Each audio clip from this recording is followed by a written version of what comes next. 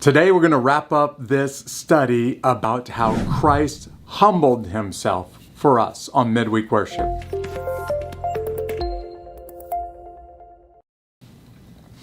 Thank you for joining us. My name is Jeff, and I want to welcome you if you've just stumbled across this broadcast.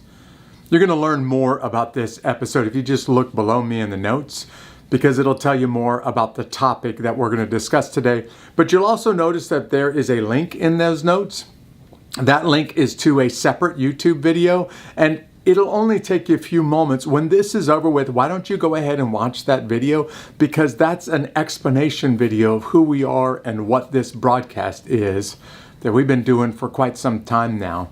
I hope that this episode helps you wrap your arms around who Jesus is and how much he loves you by looking at what it is that he has done for you.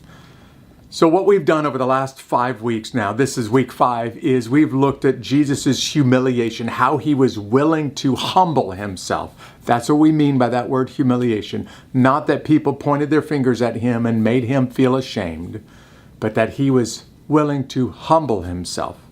He humbled himself, we saw several weeks ago, being born as a fragile human infant, but not just a fragile infant, in the most humble of circumstances, to a mother who was poor and to a couple who couldn't even find a room with people. They had to sleep with the animals the night that Jesus was born. How could the King of the universe come into the world under those conditions? We saw that Jesus' lifestyle was the example for us, and even his very attitude was his example for us. He humbled himself by becoming a man and by his life. And then last week we looked at the most prominent event in human history, and by prominent, more read, more talked about, more written about, more movies about, more paintings about the crucifixion of Christ than perhaps any other moment in human history. And today we look at this controversy. Now, it's not a controversy in the Bible, but over the last 1,000+ years, people have been confused about what happened exactly after Jesus' death, but before his resurrection. This period of time that he was buried. And that's what we're going to talk about today, about his burial. What I want you to understand about the burial is that the early church fathers were trying to describe who Jesus was, and they used this creed. And part of that creed, the Nicene Creed, says that Jesus suffered, died, was crucified, and buried, that he descended into the grave, and that he rose again 3 days later. Well, that same phrase, descended into the grave, was translated in another creed, in the Chalcedon Creed, as that he descended into hell. And the idea here is that Jesus spent 3 days in hell. And people have questioned, well, did he descend into the grave, or did he descend into hell? And honestly, this whole controversy comes as a result of a misunderstanding from one verse of the Bible. I'm actually going to put 2 verses on the screen because the first half doesn't make, or the second half doesn't make sense. If you don't see the first half, it's literally one statement broken into 2 verses. But I want you to hear this statement that eventually became the he descended into hell or he descended into the grave phrases of those 2 creeds. This is found in 1 Peter chapter 3. And it's describing who Jesus is and what happened to him on the cross and immediately after in verses 18 and 19. I'm going to put it on the screens for you. And it looks like a lot of scripture, but I'm going to ask you to memorize it and to think about it for the rest of this week. So here it is, 1 Peter chapter 3, verses 18 and 19. For Christ also suffered for sins, once for all, the righteous for the unrighteous, that he might bring you to God. He was put to death in the flesh, but made alive by the Spirit, in which he also went and made proclamation to the spirits in prison, That's exactly what the Bible says in 1 Peter chapter 3, verses 18 and 19. That last phrase, also made proclamation to the spirits in prison, is where some people are saying, okay, does that refer to people's souls in hell?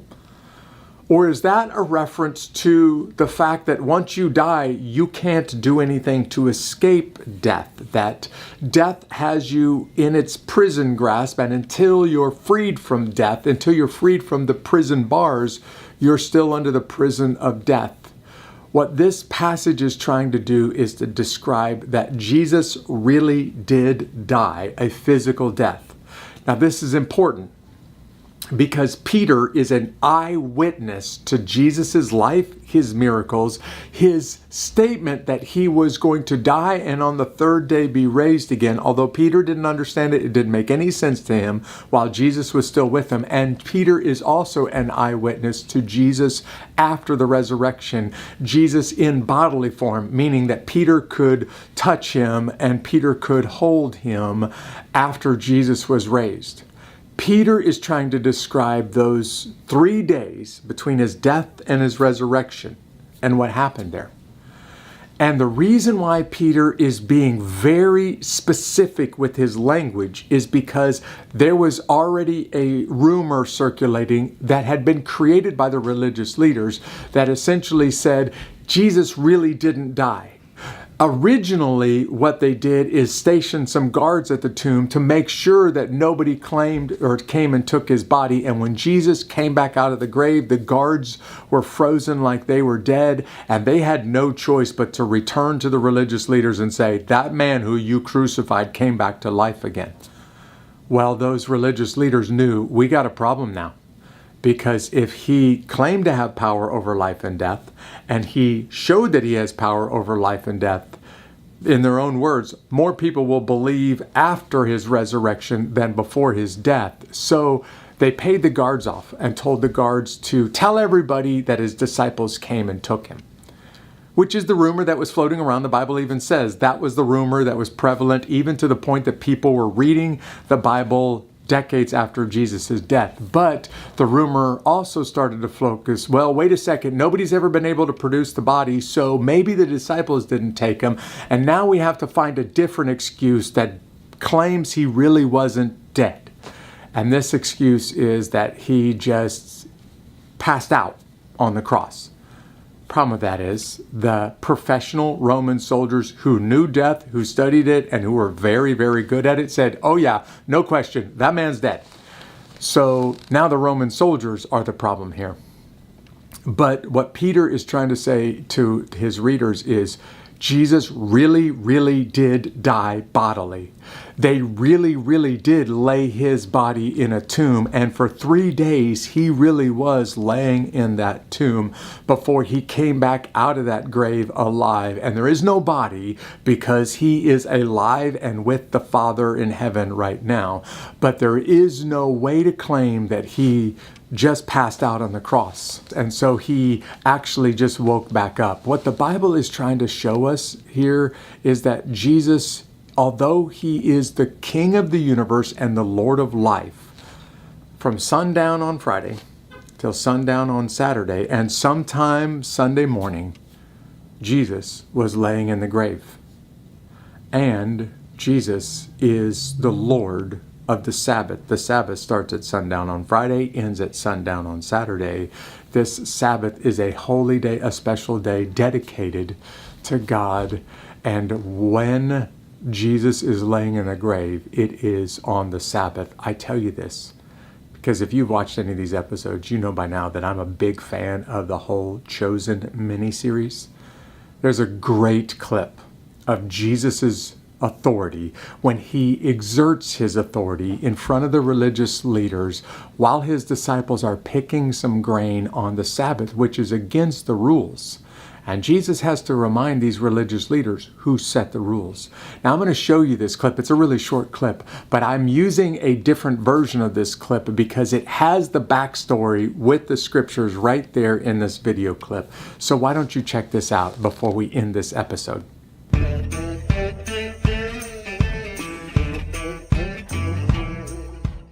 At that time, Jesus went through the grain fields on the Sabbath. His disciples were hungry, and they began to pluck heads of grain and eat. But when the Pharisees saw it, they said to him, "First you, and now your disciples, are doing what is not lawful to do on the Sabbath."